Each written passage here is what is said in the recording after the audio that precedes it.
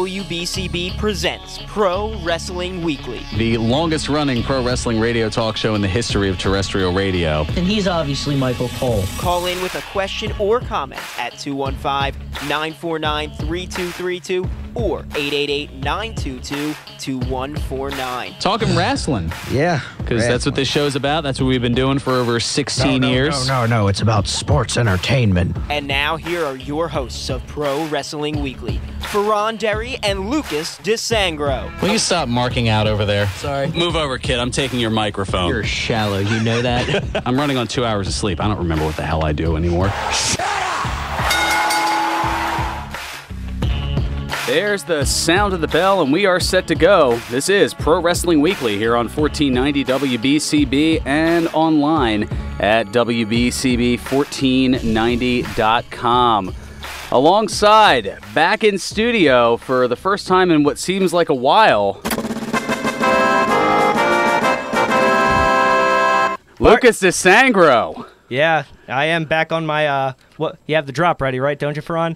Which one? I was going to say, you've got like Part-time. a billion of them. Yeah, part-time? I'm on my... Your part-time schedule? Yeah, I'm on my... I wasn't quite... I decided to go for the other one there. Part-time. There you go. You got your part-time in.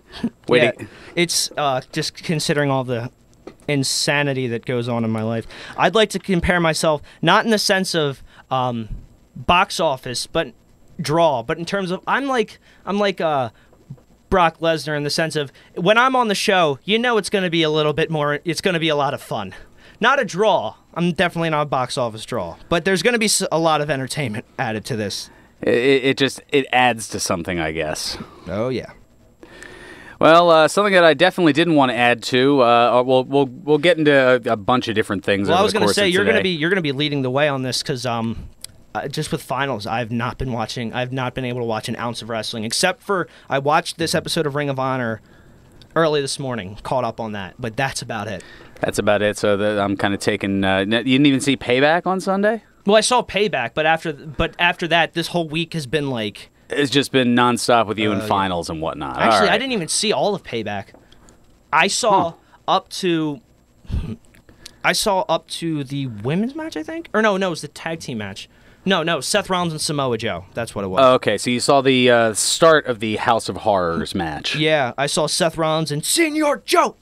Oh, there you go with that again. Yeah. I know. You just you got to dumb yourself down, right? Sit down, white trash. I don't need to prove a damn thing to you. It all just goes together, doesn't it? Yeah, it does. We're starting to wonder what's real and what's drop. Well, you can tell by the varying of my vocal voice. tone. Yeah, the bass in my voice. What bass? Well, no, I think as far as our picks for Payback, that this would be the appropriate drop. We both suck today.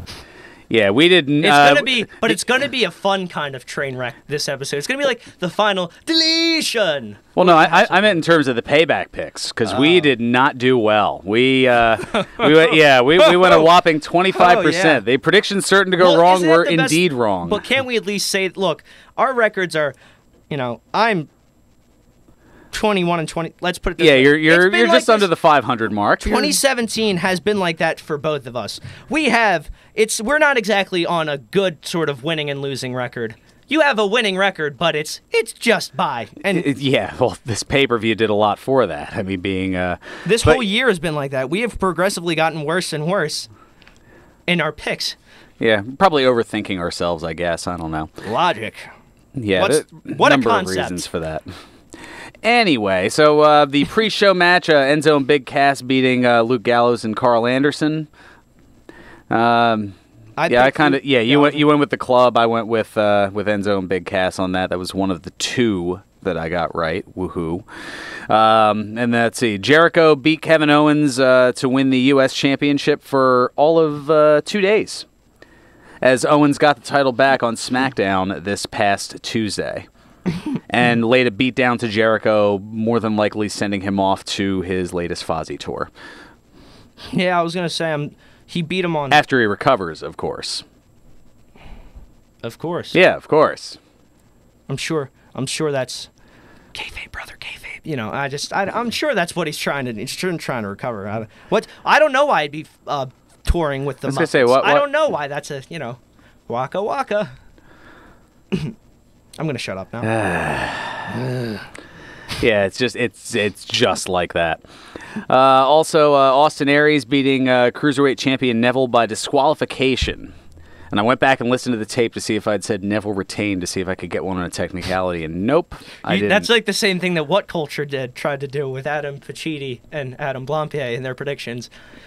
Oh, they went back over the tape just to try to see? No, they said, I at least said that Neville would retain. Like, somebody thought Aries was going to win, and somebody thought Neville is going to win, but he didn't say retain, so the guy won on a... Yeah, on the technicality. Disqualification. Yeah, so you got it on that one. I did not. That was your other, or that was one of your 2 wins. That was your one of 2. One. And then, well, we got the other one with the Hardys beating Cesaro and Sheamus to retain the Raw Tag Team titles, with quite a few sprinklings of delete chants thrown in there, including Matt Hardy off the second rope with one of his old Matt Hardy-ish yells, followed by a delete, and then delivering the leg drop.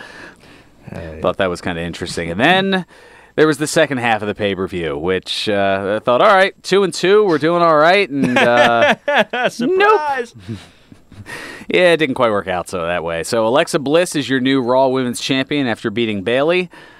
Seth Rollins... She's also the first woman to ever hold the women's title on both brands. The Raw and SmackDown women's titles. Well, that's the thing. There's been so much separation and reunition and changeovers. I mean, because you have the Women's Championship, the Divas Championship, then it was back to the Women's Championship, and then there was a Raw Women's Championship and a SmackDown Women's Championship. It doesn't make it easy to keep track of the lineage. Yeah, well, it's like the timeline in the Marvel movies that Deadpool makes fun of. But it just, I guess every single title starts a new lineage, I suppose. I guess. I mean, I'm just glad that the WWE Championship has remained the same, and even though it moved brands and there was that split, WWE World Championship, yeah, but and the other thing is like, what is it? T.J. Perkins is considered the first ever Cruiserweight champion, I guess, of this era, of this lineage. Yeah, because I mean, there was, well, yeah, I mean, when they brought over, the Cruiserweight title, and then prior to that, there was the light heavyweight title, which we don't really like to talk about that much, do we? Well, what are you talking about? I lived through it. Well, I mean, WWE doesn't. I suppose, like, I'm saying we, like I'm signed. Ugh, I suck.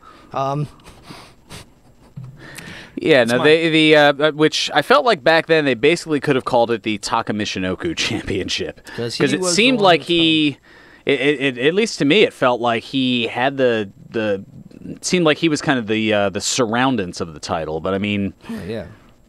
Well, I mean, as I look here, I'm looking at the history now, because I'll admit that I don't even there's some that I do know and some that I don't. I mean, it was prior to being a WWF thing, it was over in Japan. As part of the junior heavyweight, it was with the best of the Super Juniors tournament, or it was the Super J Cup for a while, and then with WCW brought over a bunch of people from Japan and Mexico, and from the States. You had the Cruiserweight division. Well, I mean, well before all of this, though, I'm talking about in the 80s, the 80s and 90s. No, well, there was the WWE or WWF at the time had a business partnership with the Mexican Lucha Libre-based promotion, the Universal Wrestling Association, or UWA. And when they ceased operations in 95, the title traveled over to New Japan Pro Wrestling. Which then became the junior heavyweight title, right? Well, no. Well, then by 97, because it all goes back to 97. Of course it does. As a result of WWF owning the trademarks to the title, New Japan was forced to return it to the WWF. Oh, the light heavyweight title. Yeah, and that's where it became the light heavyweight title. But there are a lot of unrecognized champions based on... Yeah, I mean, based on this, I mean, I'm looking here, Pedro Aguayo, Viano 3. Senior, Pedro Aguayo Senior, right? Yes. Not the... Yeah, Gran Hamada. Let's see here. I'm like scrolling down here. This I thought was interesting, from 91. Holding the title for over a year, the Pegasus Kid. Really? Yeah. Chris Benoit. That was his... He was Pegasus Kid, then turned into Wild Pegasus. That was when and then he ended up winning the Super J Cup at the time. That was his gimmick in Japan. Gotcha. So then, let's see here. Yeah, he held that for. He won that back at a house show in Naucalpan, Mexico. But yeah, Viano 3 ended up holding on to it in 94. He signed a contract with a different promotion, was forced to vacate it, and eventually by 96 it made its way over to Japan, where folks like the Great Sasuke, Ultimo Dragon, Jushin Thunder Liger held it. And then in November of 97 it was given back. Yeah, not too long, just before the Montreal Screwjob, oddly enough. And then, yeah, I would have thought that Taka Michinoku was the longest reigning light heavyweight champion. But he is actually the third longest. Isn't Gilbert the longest reigning? Gilbert is the longest, and then second longest, besting Michinoku by a week, Dean Malenko.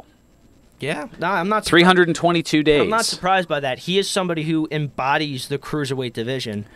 I think it's just because Michinoku was the first champion. That's the one that just kind of sits in my brain. Plus, they had that tournament that was like really great matches in those tournaments, something akin to almost the Cruiserweight Classic, but then sort of went away. Oh, that's right. Plus, there was I remember at the time because he ended up beating Brian Christopher in the finals, and I remember him and Jarrett. No, In Your House to Generation X. Oh. But yeah, I just remember Lawler especially just constantly he and Brian Christopher, well, first not being being referred to with a wink and a nod as father and son because they had different names. Sexay, yep. Well, this was pre-Grandmaster Sexay. Well, yeah, but that's how I know Brian Christopher.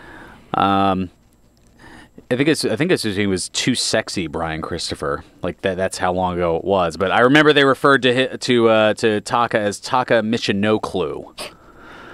Yeah, that was the big joke that it took me like forever to set up there.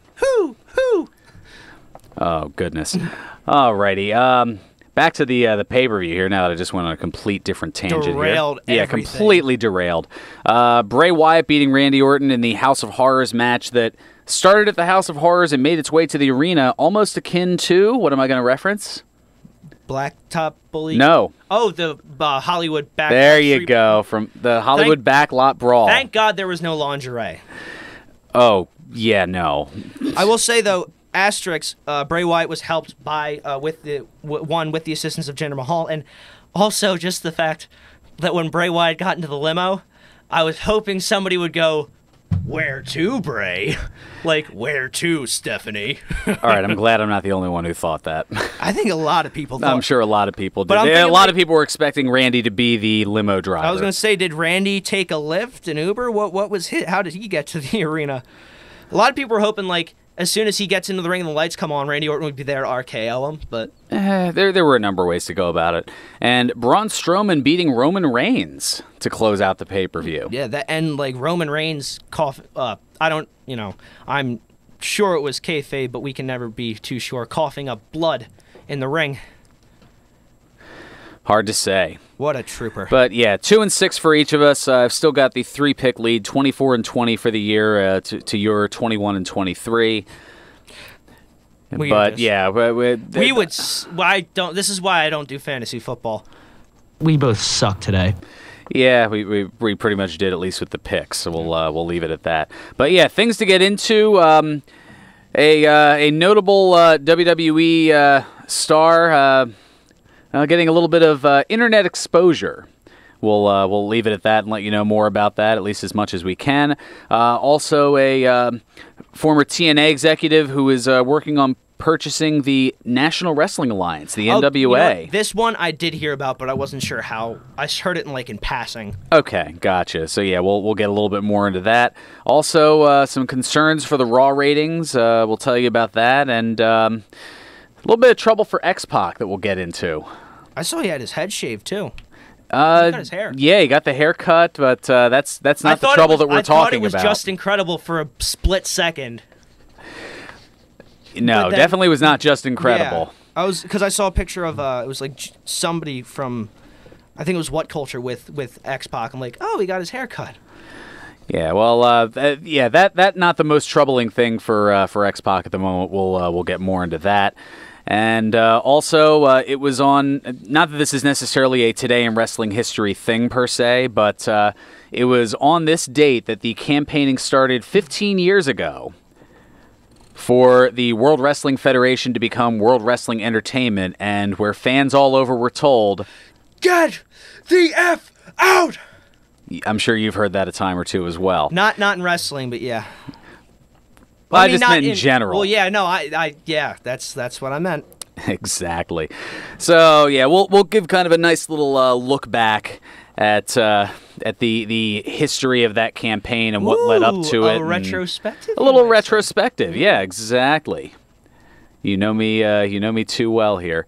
So we'll have that coming up, and all the other usual fun tidbits and who knows what else here. The hijinks, exactly.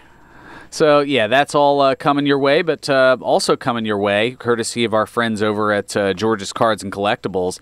Well, they've got a signing today. That's right, May 6th from 3 until 5 p.m. this afternoon, as opposed to 5 p.m. this morning. I am so tired. Former 3-time WWE Tag Team Champions Demolition.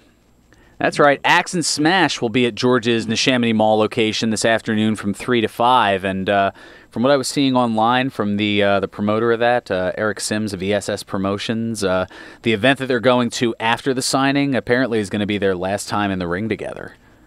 Really? Yeah. They have a falling out or something, or? Oh no, it's just they're. I mean, I don't know if I think they're just trying to cut back on their appearances as both of them are a bit more advanced in life at this point. Oh, so that's like they're just not wrestling anymore. Yeah, I mean they're both. I thought it was like a certain former tag team in WWE that left recently. No, it's not. It's not like a Splitsville kind of thing. It's just a ride off into the sunset kind of thing. Good. Plus, what does everybody want? Al Snow. Exactly, and he'll be at Neshaminy Mall's George's with that legendary phrase. Exactly. Former WWE and ECW star Al Snow will be at the Neshaminy Mall George's location next Saturday, May 13th from 2:30 to 4:30 p.m. and a couple of appearances coming up on Saturday, July 8th, 11 a.m. to 1 p.m., kind of right surrounding this show here, so maybe I'll have to try to swing on by there beforehand. Former WWE stars King Kong Bundy and one half of the Vaudevillains, Simon Gotch. Where's it? When's this? This is Saturday, July 8th. Ooh. So it's going to be Al Snow. Or that's not going to be Al Snow. No, Al Snow is... Are you listening or are you doodling again? Yes, both. Both. I... Clean out your ears. Oh, it's a stretch, but sure. It worked when Ventura said it to Monsoon. No, next Saturday, today is Demolition, next Saturday is Al Snow, and then July 8th is King Kong Bundy and Simon Gotch. Well, he's not Simon Gotch anymore. I believe he has a different name now. Well, yes, but, formerly from the Vaudevillains, formerly known as Simon Gotch. I'm trying to remember what his new name is.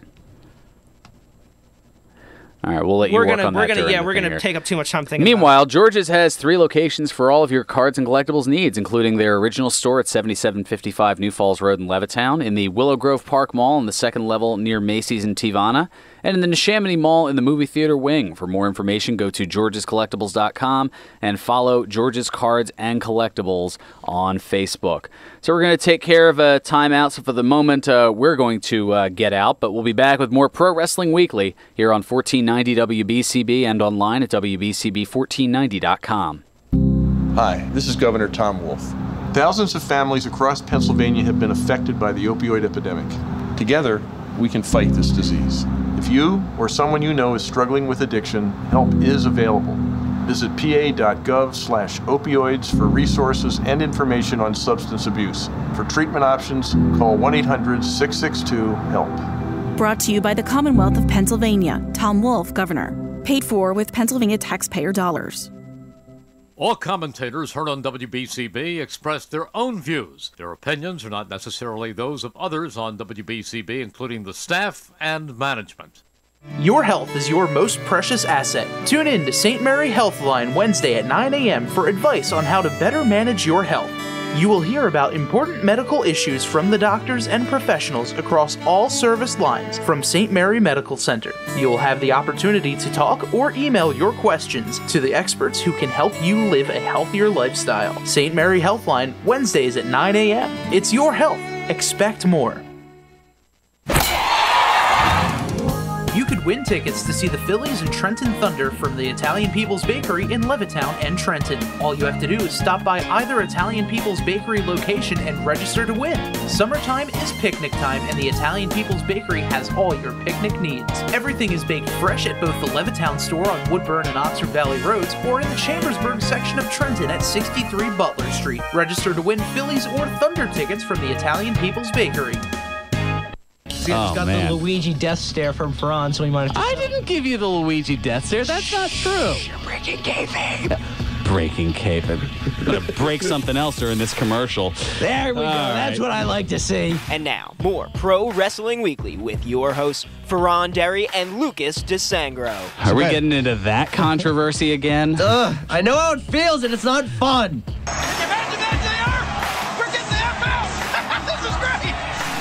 Welcome back to Pro Wrestling Weekly here on 1490 WBCB and online at WBCB1490.com.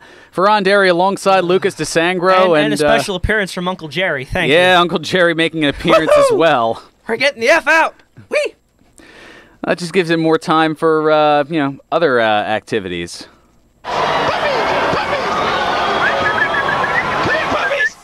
There we go. Yes, it was on this date 15 years ago that the Get the F Out campaign to transition from WWF to WWE had occurred. And I'll kind of give you a little retrospective on how all that happened and why and all the other fun things associated with it. So it actually started way back in 1994. No, it didn't go back to 97, at least not once. In this case. Yeah, for once. Then Titan Sports, which was kind of in charge of everything World Wrestling Federation related, had entered into an agreement with the World Wildlife Fund for Nature, which also trademarked WWF. They're an environmental organization, and it was regarding Titan Sports' use of the WWF acronym, which both organizations had been using since at least March of 1979. I was going to say, who started using it first? The Wildlife Organization. Yeah, the World Wildlife Fund for Nature has been around prior to when WWE had changed over from the Worldwide Wrestling Federation to the World Wrestling Federation in March of 1979. Yeah. Under the agreement, Titan had agreed to cease using the written acronym WWF in connection with its wrestling promotion and to minimize but not necessarily eliminate spoken uses of WWF on its broadcasts, particularly in scripted comments. In exchange, the environmental group and its national affiliates agreed to drop any pending litigation against Titan, and furthermore agreed not to challenge Titan's use of the full World Wrestling Federation name or the promotion's then current logo. So wait, then what caused... I'm sure you're going to go over this then. What caused them to be like, yeah, we're not going to do that anymore? It's as if you knew what I was going to say before I said it there. Because what counts as limited but too much? Could they only say it so many times per episode? Or well, it did get a little egregious in terms of use by comparison during the Attitude Era, as there was an increase in popularity. And Teenage Rebellion, I guess that's what the Attitude Era was. It was Teenage Rebellion. There were a lot of different things. So in 2000, the World Wildlife Fund for Nature sued World Wrestling Federation Entertainment in the United Kingdom, of all places, alleging various violations of the 1994 agreement. The Court of Appeal agreed that the promotion company had violated the agreement, particularly in regards to merchandising. Because you would have been like 1 or 2 at the time, but I know there were about a merchandising. Lot. Yeah, but as you're wearing your Lucas Twitch DeSangro t-shirt at the moment. Yeah. Gotta wear it on show days, man, because, I can't just carry it around on a flyer, unfortunately. Fair enough.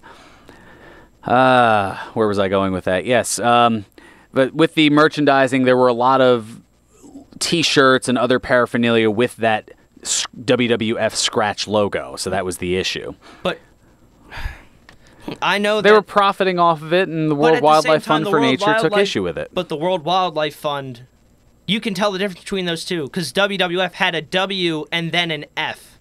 That's what it looked like with the scratch logo. WWF was a panda bear with 3 separate letters. I know. I'm just expressing my frustration.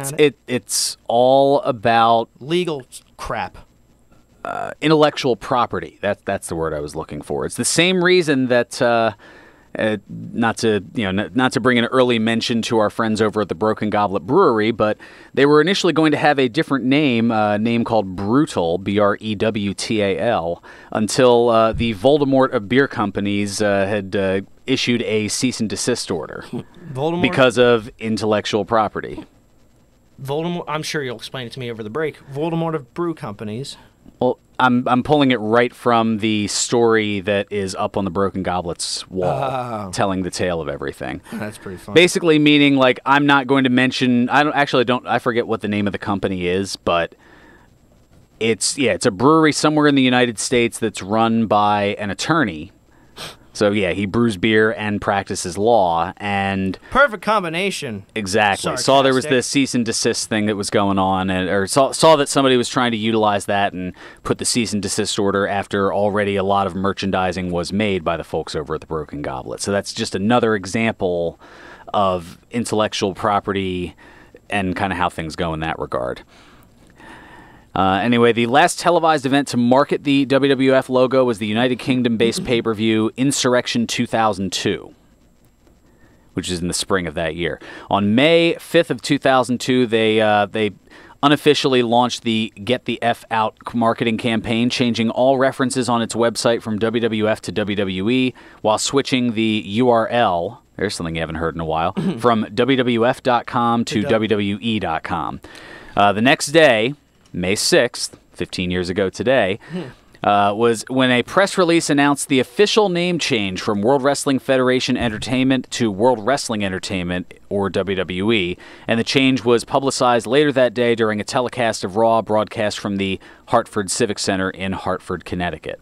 That'll be part of Today in Wrestling History later. I was going to say quite an appropriate place to do it, considering it's in their backyard. Yeah, pretty much. Have you ever seen an F this big? World Wrestling Entertainment. Get the F out. Thanks, I needed that. Just one of the silly commercials they had going on around that time frame. I miss those. I miss that they would have those commercials, like when Raw was moving to it was like moving to. TNN, or from TNN to back to USA? No, it was they were moving times. It was back in like 2010, 11 maybe. It was when Punk was champion still, and it was like somebody. It ends with like one of them at the wrong place, surrounded by goats. I think it was like Sheamus is like, "Are we sure we're in the right place, fella?" or something. It's really funny. Let's see. Following the name change, this is also interesting, the use of the WWF Scratch logo became prohibited on all WWE properties. So it had something to do with specifically that logo. That's why it was blurred out for the longest time. Exactly. Past references to the WWF trademark and initials in specified circumstances became censored. The WWE Championship. Yeah, or a lot of times where it would say the WWE... There was that as well. Somebody got kicked in the Mahoney's? What's going on? Well, I mean, it was just that, like, abrupt silence. Yep. The WWE champion, or something like that. Despite the litigation, they were still permitted use of the original WWF logo, which was used from 1979 through 1994, and has been explicitly exempted under the 94 agreement, as well as the similar new WWF Generation logo used from 1994 to 1998. Now it's just a W with no F attached to it. They still use that style of it. But Exactly, but it was that style. Furthermore, the company could still make use of the full World Wrestling Federation and World Wrestling Federation Entertainment names without consequence. So they could say the long thing, they just couldn't say the short acronym. In 2003, it goes on, WWE won a limited decision to continue marketing certain classic video games from THQ and Jakks Pacific that contained the WWF Scratch logo. However, all packaging on those games had all WWF references replaced with WWE. Yeah, I know. You're shaking your head, a little bit of a scowl at all of this legalese. But there was a bright spot. Starting with the 1000th episode of Raw back in July of 2012, the Scratch logo is no longer censored in archive footage due to WWE reaching a new settlement with the World Wildlife Fund for Nature. In addition, the initials are no longer censored when spoken or when written in plain text in archival footage. Thank goodness, because I can remember that one Survivor Series where Coco Beware had the letters WWF on the behind of his trunks, and they blurred that out. So it looked Which could have looked like something else. Well, we'll like leave when it at AJ that. Styles had a hole in his the back of his trunks. Oh, gotcha. I forgot. That's about why that. it would look like they were covering up something else, like he ripped his trunks or yeah. Gotcha. Since then, full-length matches and other segments featuring the WWF initials and scratch logo have been added to the website and Classics on Demand service, as well as the WWE Network, and it includes home video releases since October of 2012, starting with the re-release of Brock Lesnar, Here Comes the Pain. Although the initials and logo are no longer censored in archival footage, they cannot use the WWF initials or logo in any new original programming or original footage, packaging, or advertising. So it's just for the historic archives, and that's it. A little interesting tidbit there. I thought it was kind of fun. All right, before we get into some other news and notes here, let's get to Ed from Northeast Philly. Ed, look at the local scene. Welcome to Pro Wrestling Weekly. Good afternoon. What's going on? We have KCW breaking the ice tonight in Broomall, Pennsylvania, at the Marble Sports Arena. Demolition, Two Cold Scorpio, and Homicide are on the card. And that would be the aforementioned event that I was talking about earlier with Demolition. So there we go. Keystone, I believe it's Keystone Championship Wrestling, KCW. Wrestling. Not to be confused with... they're going to be part of a Taco Fest next weekend at the... Oh, it's Sugar House Casino. That's right. Yeah. There's the first annual Taco Festival, and I believe there's going to be some Lucha Libre wrestling going on down there. Tito Santana, Manny Fernandez, and Gabby Gilbert. Huh. That's I heard a little bit about it in an advertisement, but I didn't get much of the chance to look further into it. I may have to see if I can get a ticket to that and get my taco on, since I missed out for the Cinco de Mayo festivities yesterday. Arriba! I think it's 2 to 4 or 2 to 5. Oh, perfect. We'll just finish up things here and maybe swing on over to see Al Snow on the way down, and then from there it's a perfect day. There we go. What a lovely day indeed. Might be more you than me, considering I don't know what they're gonna have, what I'm gonna have to be forced to do on a Saturday when there's no show. By my parents. Okay, I was gonna say. You are going so many other directions. Get a better GPS, man. Well, I did say on social media that I had lost my sense of direction and I wasn't trying Hare Krishna. The old Muppet movie joke. Sorry, Ed. Don't mind him. He's still getting reacclimated to being back. The tour at MSG is on sale right now for July 2nd or 7th. Alrighty. I wasn't even, to be fair, I'm sorry, Ed, but I wasn't even the one that started the derailment. And that's all we're going to end it on. Because we're already taking too much of its time. Goodness. Yeah, we're getting our shtick in. Sorry.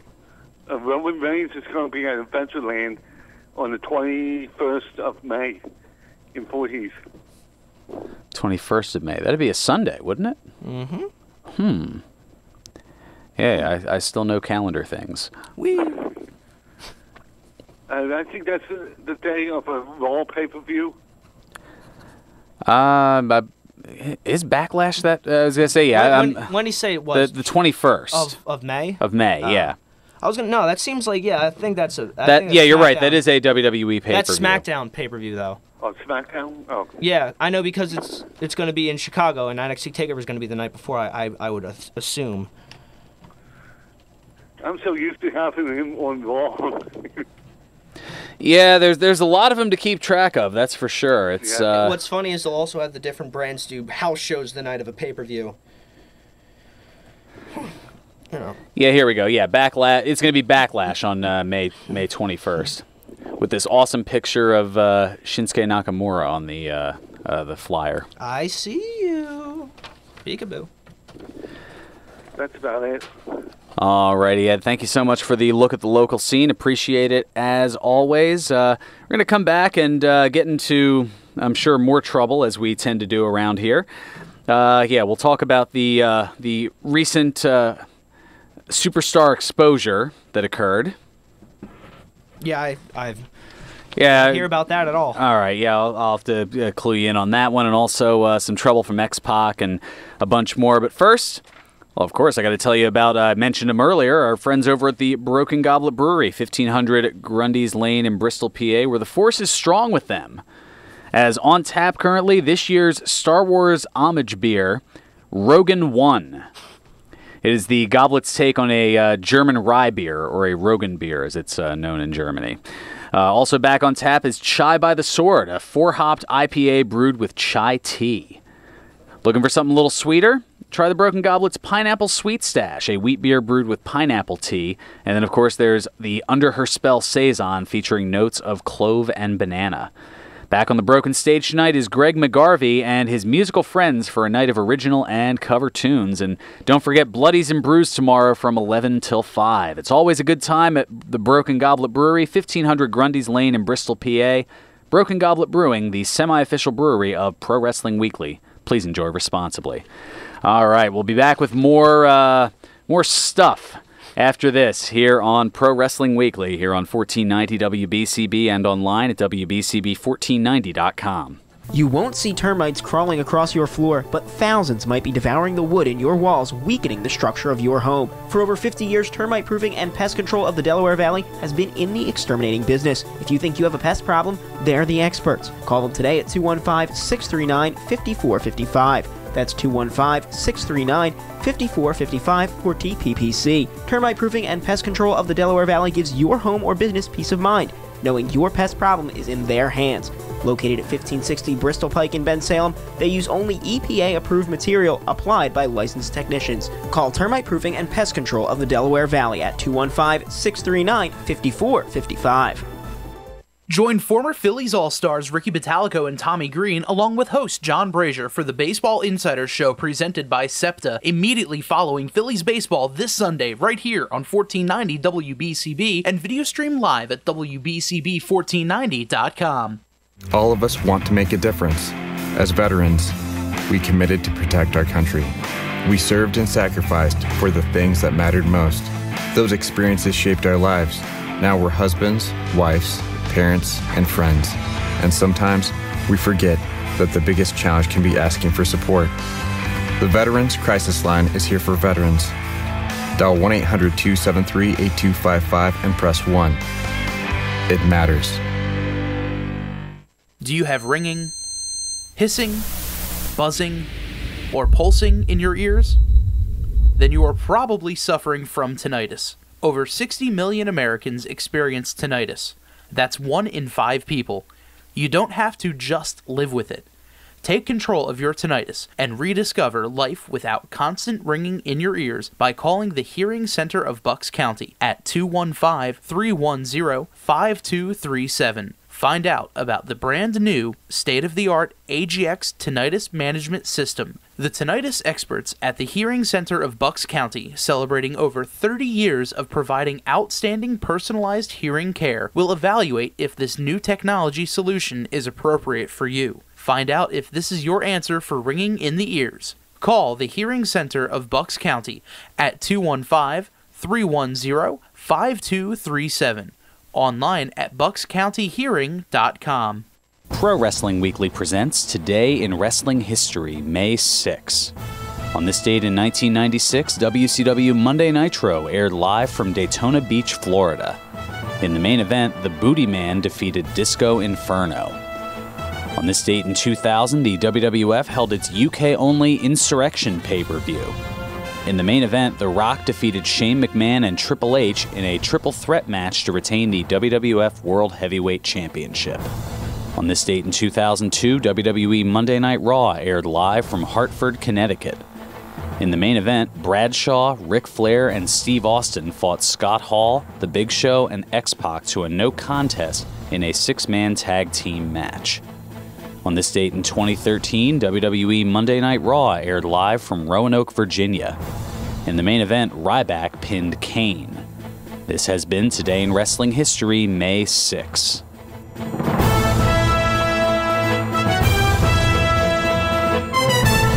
Welcome back to Pro Wrestling Weekly here on 1490 WBCB and online at WBCB1490.com. Fearon and Lucas, Twitch DeSangro here with you. And man, is there a little bit more we still got to get into. Firstly, I always hate talking about these things because it's never fun and it's always controversial. But I mean, but at the same time, what do you expect? I mean, I don't know what we're talking about, but wrestling. Yeah, internet exposure. We'll leave it at that. Like Joey Ryan, kind of like somebody doing something stupid on the internet, or no, something a little more intimate than that. Well, let's just say that. A member of a popular family down in Charlotte, North Carolina, has been exposed with some rather revealing pictures on the interwebs. Please tell me that Ric Flair didn't get a hold of an iPhone. Because I don't think I can deal with any more. No, Space Mountain was not on public display. It's okay. It's just for those in line. Oh. And boys at a long line. Woo! Wait, okay. You know it? Well, yeah. You know it? I get that part. Right. Charlotte? No, yeah. Unfortunately, Charlotte, she had spoken about her devastation to the UK Sun. Wait, this Charlotte. This happened this week? Yeah, she took to Twitter to claim that they were stolen and demanded that they're taken down immediately. She said, quote, "Private photos of mine were stolen and shared publicly without my consent. These images must be removed from the internet immediately." When was this? This was earlier. This was earlier this week. Although the story's been developing over the last couple of days. That's just, oh Christ, that's how out of the Yeah, a few different superstars have been the target of hackers over the past few months. I mean, we talked about Paige earlier this year. Ex-WWE stars Caitlyn and Maria have had explicit photos leaked. So I didn't hear about those either. Well, Paige, when I didn't hear about. I'm really out of the loop in terms of other wrestling news. Maybe I'm just not paying attention to it. I'm more focused on the wrestling, but. Yeah, it's unfortunately been kind of an ongoing. I don't want to say epidemic, but just it sucks. We'll just leave it at that. It is a bit of an epidemic. Somebody's targeting these WWE divas, or people in general. I mean, it's not this. It didn't just happen to wrestlers. I mean, back in 2014, the celebrity leak. Yeah, can't we go back to the old days of like Polaroids? I mean, come on now. Like Jim, yeah, that way if you don't have it on the internet, then the hackers won't be able to find it. Like Jim Norton said, oh, you want to see it? Wait right there, and then you'd have to have the difficulty of driving to her house while waving a Polaroid picture out the window. Here, ugly, throw it. But that would be at this point safer than the internet. I mean, if people did that, then the hackers they'd be scouring the internet and they'd just be going, "We ain't found." You'd have to go door to door. Guess who? Well, it's somebody in a Metallica shirt, so it's either Jim Norton or a toddler with good music taste. Wow. And that's about as far as I'm going to go. Yeah, you've already probably gone too far. I am so sorry. But someone else who, I don't know, well, there's kind of a he said, they said regarding this here with Sean X-Pac Waltman. And, I mean, he had a bit of an issue. He was arrested last weekend and is facing a felony charge for possession of a controlled substance with intent to distribute, easy for me to say. His intent is to dispute, and he has, but Freudian slip there, but the intent to distribute at the LAX airport in Los Angeles. Wait, now by controlled substance, are we talking about his usual controlled substance that... one of those things, yes. That is among the things. Something you could compare to yard work? Yeah, no, Waltman was... That's the one I'm referring to. I know what you're referring to. Waltman was headed so quick to try and get... Yeah, just... Shut up! Take it easy. Take it easy. Waltman was headed to the UK for a wrestling event where he was stopped at customs. TMZ obtained a copy of the police report, which states that Waltman's luggage was checked and included 3 cannabis chocolate bars, 2 THC edibles, liquid cigarettes, and 38 methamphetamine capsules. Like like Adderall, or we talking like, or I'm thinking amphetamine salts? Yeah, you're thinking amphetamine salts. This is more along the lines of like crystal Walter meth. White. Oh, yeah. Although it was good of you to try to dance around it, but I mean, a news scenario like this. No, I you can thought, mention because the I've never actual heard of things. it being in capsules before, except for like. Yeah. TMZ also noted that he had an outstanding warrant from a prior DUI arrest. Waltman actually spoke with TMZ Sports regarding the arrest on the set of his video podcast. What they say was methamphetamine was actually, I've had a yeast infection, believe it or not, for better part of a year. And I had some Candida cleanse capsules that I got from Vitamin World. And apparently the meth fairy came and turned them into crystal meth. That's the story, man. So what are you saying? Are you saying that? Listen, with Mike, I'm sorry to interrupt you. With my past, like, I can totally understand anybody rolling their eyes at my story. But once the lab work comes back from the, this should be all cleared up. But in the meantime, oh, what a mess, man. Yeah. Why are they saying it? Why are they saying it's meth, Sean? I assume the cops would have done a test. That was the only way they could get anybody to take me, else they were going to have to let me go. And they were not. Well, this one guy was not going to have that. Wasn't going to have it. Now, whether they actually really think that there was a meth-like substance in there, or or whether they were just trying to stick it to me, who knows? Is there any chance that there is methamphetamines in those capsules? Only if they put it in there. I was one of the worst meth heads ever, Mike. So here's the thing. Like, if I was back doing that, there's no way I could have the life I have right now. My life is amazing. This is just a hiccup in the road because I'm still clean. I mean, besides the cannabis, I'm clean. I don't drink. I don't do any drugs. I eat. My diet is probably better than just about anybody's. And my attitude's great. I sat in solitary confinement with a smile on my face, and not because I was having fun, but because I knew, like, okay, I'm not messed up. The truth will come out, and this sucks at the moment, but hey, what am I going to do about it? Was there any intent to sell drugs overseas? Absolutely not. None whatsoever. I mean, I'm pretty sure most people will at least believe that. Just anything you'd like to put out there? Well, just tune into my show tomorrow, X-Pac 12360 on AfterBuzz TV, and we're going to go into further detail. So there you go from TMZ Sports. Yeah.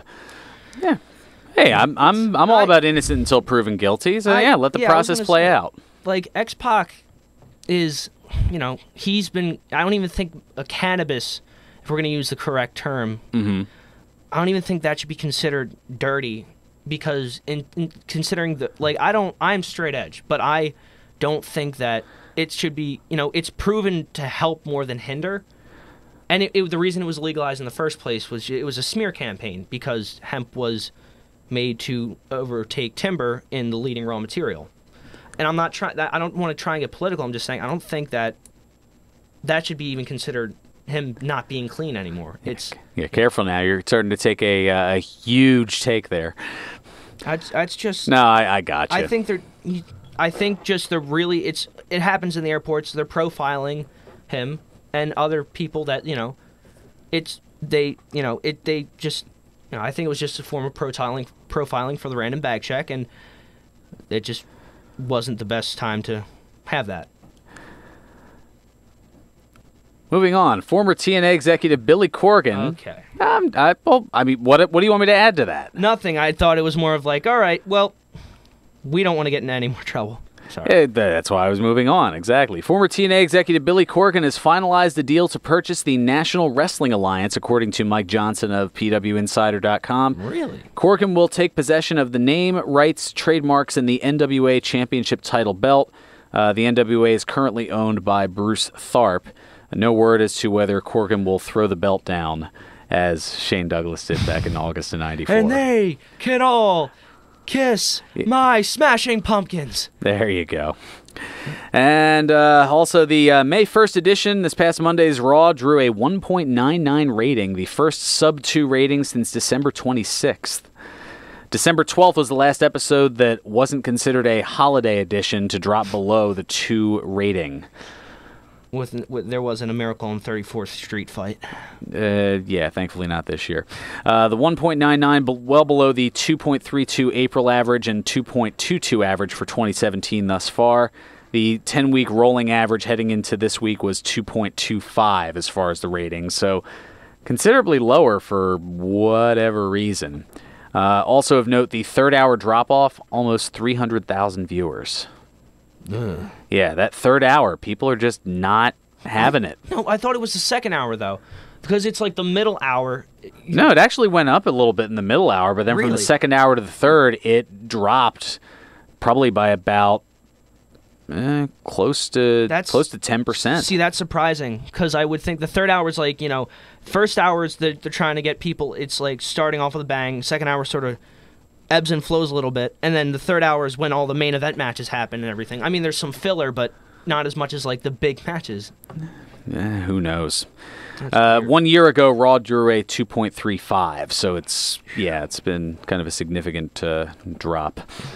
Also got to let you know tonight, we're on our way out of here in a little bit here. We're going to be getting the F out down to the Championship Challenge tonight at the MFPW Arena, 541 Mantua Avenue in Paulsboro, New Jersey. 4 titles on the line, and the champions don't know who they're defending against. See the MFPW Heavyweight Champion Mikey Webb, who just won it last week. Also, tag team champions Falaba and Mario Bocora of the Money in the Miles. You've seen them recently on TNA Impact. The MF Live champion, the Freak Beast Nick Camarado, and Supersonic champion LSG, all putting their titles on the line. Plus, there's a 4-corner tag team match, a women's tag team match, and much more tonight at the MFPW Arena, 541 Mantua Avenue in Paulsboro, New Jersey. Tickets available now at eventbrite.com as well as at the door. Check out the MFPW and all things Monster Factory on Facebook, YouTube, Twitter, and Instagram, plus at monsterfactory.org. And check out past matches, bios, bloopers, and more at the mfnetwork.com. And don't forget, coming up a little later this month, Factory Fridays returns, the 18 and up alternative to the MFPW. Yeah. A little, definly a few words you can't say on radio. That's where you don't have to get the F out. Exactly. See what I did there? Yeah. Well, yeah, we're not calling ourselves the MEPW anytime soon. Okay. That sounded better in my head. Alrighty. Yeah, now you know how it feels. Well, I knew what direction you were going in, and I went in a different direction. I told you, I've lost my sense of direction. I don't know where to find it. I don't know. It's like a broken compass or a GPS that's with a dead battery. I don't know.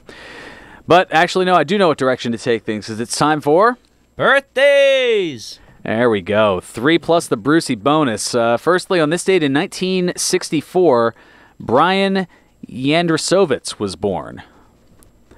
Who's that? The former 3-time WCW Tag Team Champion and former WWF Tag Team Champion, better known as the longtime friend of Hulk Hogan, Brian Knobbs of the Nasty Boys, turns 53 today.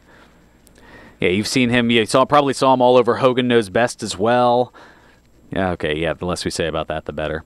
On this date in Oh, no, I'm thinking of Demolition. Blacktop Bully, King of the Road, man. Yeah, no. Knobbs was just always Brian Knobbs. On this date in 1975, Herman Figueroa was born. The former NWA Tag Team Champion, TNA competitor, and Puerto Rico-based World Wrestling Council Heavyweight Champion, better known as Gran Apollo, turns 42 today. And, you'll love this one. On this date in 1980, Scott Colton was born. The former 2-time Ring of Honor Tag Team Champion, podcaster, and former WWE star known as Scotty Goldman, but best known as Colt Cabana, turns... Colton, gave me a second. Scotty Colton. That's his real name. I was thinking, because when it was the CM Punk lawsuit, they used the real name. Yeah. But better known as Colt Cabana, turns 37 today. Well, we don't have to ask how he's doing, because he's having a good birthday. He most certainly is. And finally, the Brucey bonus, something outside of the world of wrestling. On this date, we got to go to the diamond on this one, because it's that time of year. On this date in 1931, Willie Howard Mays Jr. was born. Wow. Yeah, Willie Mays, the Major League Baseball Hall of Famer, 24-time All-Star center fielder, turns 86 today. Happy birthday.